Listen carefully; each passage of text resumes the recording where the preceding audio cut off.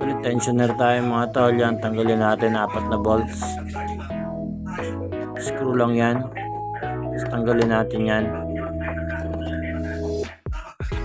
Dito sa side na to, ganoon din, screw, dalawa lang yan, kabilaan.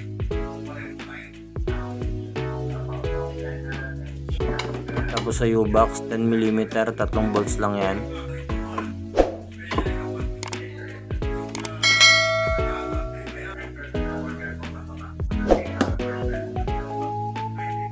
Tapos angat na natin.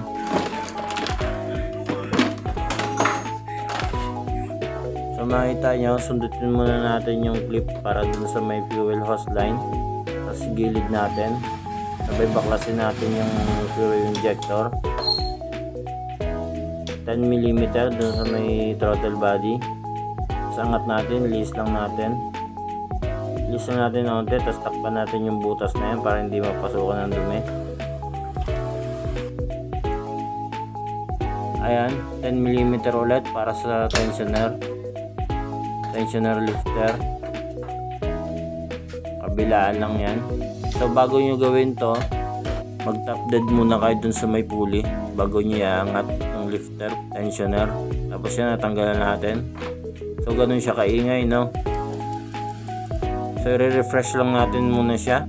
Iba akong video patungkol dyan kung paano mag-refresh ng tensioner.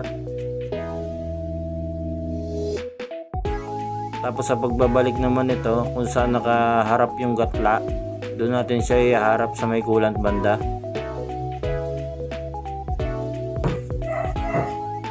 So, bago mo siya ikabit, kailangan nakabaon muna. Nakabaon muna yan. Ayan, pagkabaon, balikan natin yung 10mm na bolts.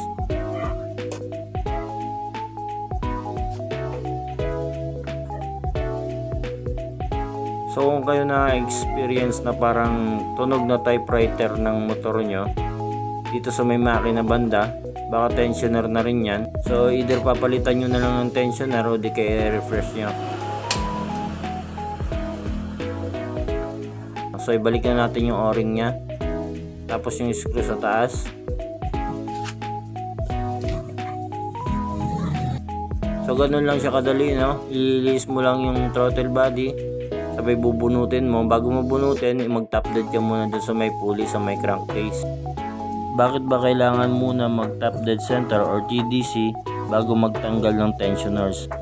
Para hindi ma-stress ang mga barbula pagbalik ng tensioner pag binuhay ulit yung makina. So higpitan na natin siya, tapos balikan natin yung throttle body. Okay, 10mm para dun sa may throttle body.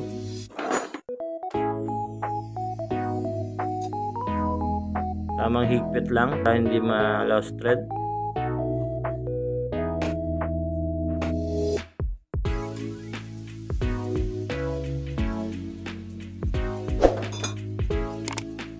So balik na natin yung fuel hose line.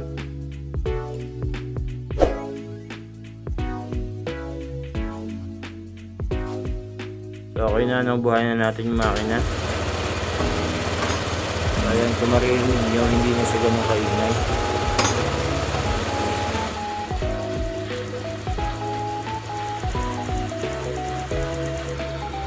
So wala na siyang lagatek na yung parang tunog na helicopter kanina. Nawala na. Yung parang tunog na helicopter na parang hindi mo maintindihan. Nawala na.